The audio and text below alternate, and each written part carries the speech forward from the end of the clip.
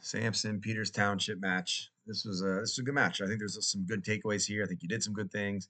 So let's watch right away. I think one of the things you want to look at is how you're making first contact. You're tending to reach with both hands. You're really focused on getting to the head or getting the shoulders, getting the underhook. And we want to get back to reaching low to high rather than starting so high, or even making contact with one hand, really is what you should be doing. So keeping a hand down, whether it be your lead hand or trail hand. I usually keep my lead hand down and reach my trail hand, or you could mirror their action hand, their right hand, and you can keep your left hand down and reach with one hand. So we can talk about that. But if you look, both hands are up, leaving yourself open to a shot on, whether it's a low single or a double leg or some sort of shot on this lead leg, or a lefty for sure. If he's a lefty, you've got nothing protecting him against this leg. I think sometimes you get away with it. You can bully some people around. I think it's good when you grab a hold of Isla or some bigger partners that are able to capitalize on it. Just to kind of be aware of that and make those adjustments, because this up here is going to bite you. Someone's going to be able to have a good double leg. He's not low enough in his stance or ready to shoot, but not in great position here to defend. And then the match starts out here, and he's dictating. He's the one faking. He's the one attacking. You're kind of getting your bearings. You're trying to grab and slow him down, which is a decent tactic. But trying to get inside control or passing him off your head or getting your fakes going, getting your motion, getting him reacting rather than the other way around. So let's focus on a stronger start this weekend. He did two or three things there, and then it led to a offensive attack, and you didn't really get one thing off, right? Your goal was to try and grab a hold of him, but you didn't fake, you didn't pull, weren't able to do anything that really that threatened him at all. So he eventually gets to your leg, changes it to a fireman's carry, dumps you off, gets takedown.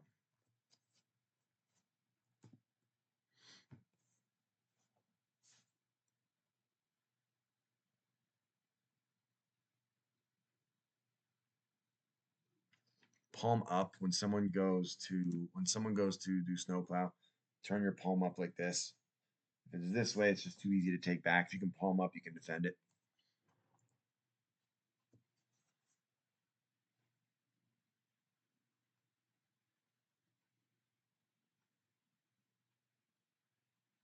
Good job defending bar. He creates some separation. Decide to go for the reversal. It's good mat awareness of where you're at. Worked out this time, but you got to know when to get one and when to go for the reversal.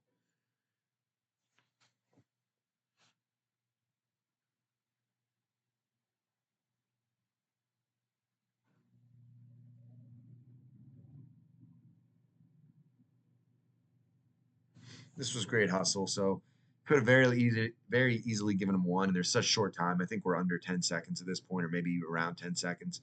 And you want to finish this period on top, obviously. It would have been really easy to give him one. And you continue to out hustle him here and give effort.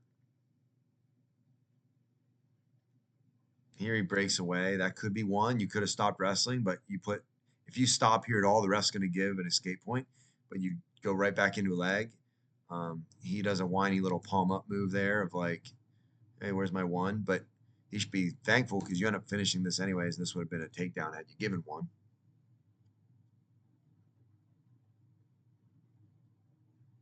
Or maybe he doesn't dive, I guess. Either way, you rode him out, finished period on top. That was a good job. Down right away, you're going to seal off. You listen to my cue. I told you to point your toe, and you do that, which is good. So you point your left toe out, and then get cradled. So just being aware of this, I think seal off is going to be your ticket. It's something you understand hand fighting, you understand controlled tie ups. I think it goes with your style, best on bottom, sealing off, pivoting, and working your way through positioning rather than speed or power or anything like that. Just out positioning them. So you have to know cradle's gonna come. So when it does, breaking your seal, you don't have to seal off anymore because they're over top of your head. Getting your head up, catching the high hand. Here he goes, cradle. Get your head away from your knee.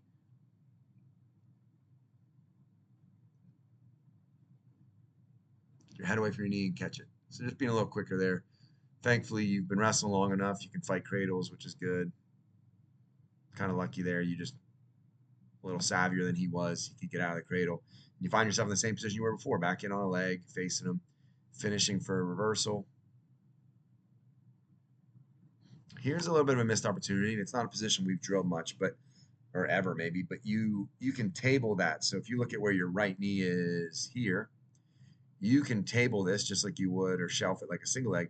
Put both of his knees on your leg, shelf it, and stay tight and see if you can get back points. You end up not getting that knee underneath, so he's able to turn down.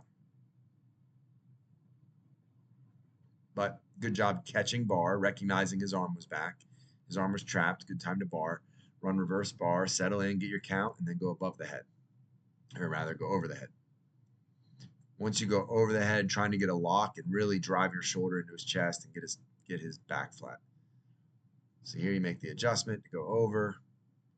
So now you can lock your hands. You have a headlock, you have a head and arm, and that's it. On your toes, whoops, on your toes here, driving your shoulder. Your shoulder's a little low, so you actually want your shoulder closer to his head. So what's going to pin him is bringing this shoulder to their chest, so you can drive their shoulders down to the mat. Then you make the switch to a cement job, which this looks good. Not able to get that. Again, another position we don't work, but going double grapevine there where you're lacing his legs, that's pretty impossible not to get pinned once that happens.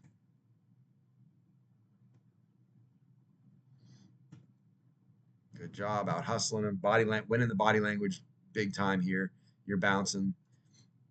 He's looking kind of lethargic in the middle of the mat. They're figuring out the score. He goes neutral.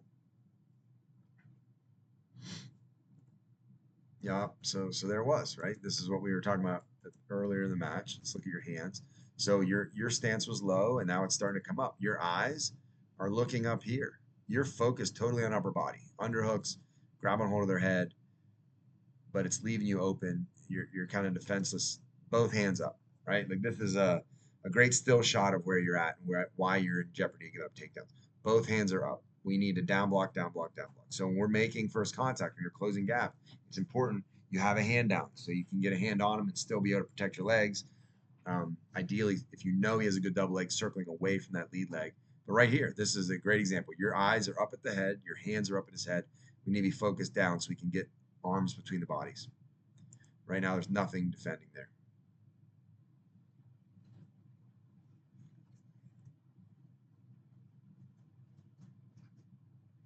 Palm up, defend the snow plow. That's good awareness, understanding reversal is what you're looking for. That time you catch them, but you got to be careful charging in, charging in, charging in, charge. That time you're able to have this arm catch an underhook, which saved you. And he didn't penetrate, he tried to tackle you. So now you're in a position you're comfortable in. You got your underhook here finally. Let's use that 2-second roll of trying to attempt right away so this doesn't happen.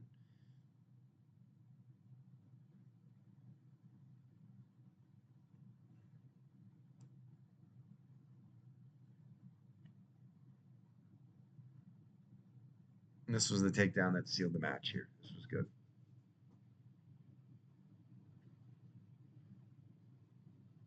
Back to the bar, you end up chinning back. Back in the same position. So you're not able to finish him here. You're not able to finish the match.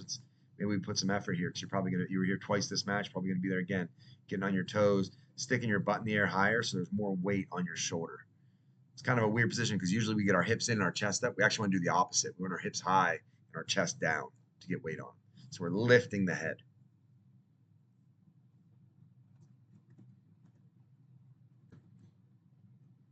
This ref, he was thorough. Some refs would have called a pin probably. Maybe he wasn't. He probably wasn't pinned, but some refs would have called a pin.